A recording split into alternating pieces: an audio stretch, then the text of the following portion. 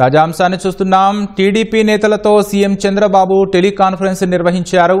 పేదల సేవలో కార్యక్రమంలో నేతలందరూ పాల్గొన్నారని స్పష్టం చేశారు. ఇక దీనిపై మరింత సమాచారం మా ప్రతినిధి కృష్ణ అడిగి తెలుసుకుందాం. కృష్ణ, చెప్పండి, టెలికాన్ఫరెన్స్ లో నేతలకు సీఎం చంద్రబాబు ఎలాంటి దిశానిర్దేశం చేశారు?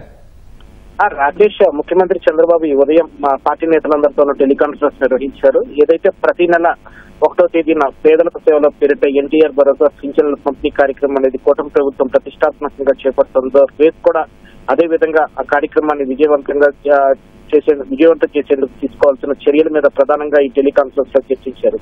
ఏదైతే తానే స్వయంగా ప్రతి ఇంటికి వెళ్లి ఒక కప్పు కాఫీ తాగి పింఛన్ల పంపిణీలో ప్రతి నెల ఏదో ఒక గ్రామంలో కార్యక్రమంలో పాల్గొంటున్నందున నేతలందరూ కూడా ఈ అవకాశాన్ని సద్వినియోగం చేసుకోవాలని చెప్పి సీఎం దిశానిర్దేశం చేశారు. ఏదైతే నిరంతరం ప్రజల్లో ఉంటూ వారి కష్ట నష్టాలు తెలుసుకుంటూ సమస్యలు పరిష్కరించినప్పుడే రాజకీయ నాయకులుగా, మంచి రాజకీయ నాయకులుగా గుర్తింపు సాధిస్తారని చెప్పి ఆయన హితబోధ అనేది చేశారు.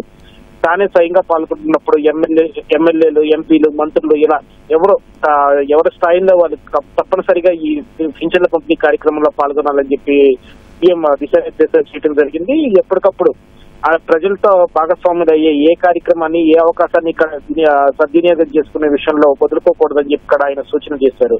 ఇప్పటి వరకు అయితే కూటమి ప్రభుత్వం గత 15 నెలలుగా ఈ పింఛన్ల పంపిణీ కార్యక్రమం చేపడుతుందో తొలుత పార్టీ నేతల భాగస్వామ్యం ఎక్కువగా ఉండేది కాదని అభిప్రాయపడిన సీఎం తర్వాత క్రమేణా దాని 16,000 వరకు కూడా పార్టీ నేతల భాగస్వాములు అయ్యేలాగా తీసుకొచ్చామని, ఇప్పుడు అక్కడి నుంచి 25,000కి గత నెల నవంబర్ నెలలో ఏదైతే 1వ తేదీన పింఛన్ల పంపిణీ కార్యక్రమం చేపట్టారో అక్కడ 25,000 వరకు ఈ కార్యక్రమం భాగస్వామ్యం చేరిందని చెప్పి వివరించారు. దీన్ని రానున్న నెలల్లో 35,000కి తీసుకెళ్లాలని చెప్పి ఇక్కడ సీఎం ఒక లక్ష్యాన్ని నిర్దేశించారు.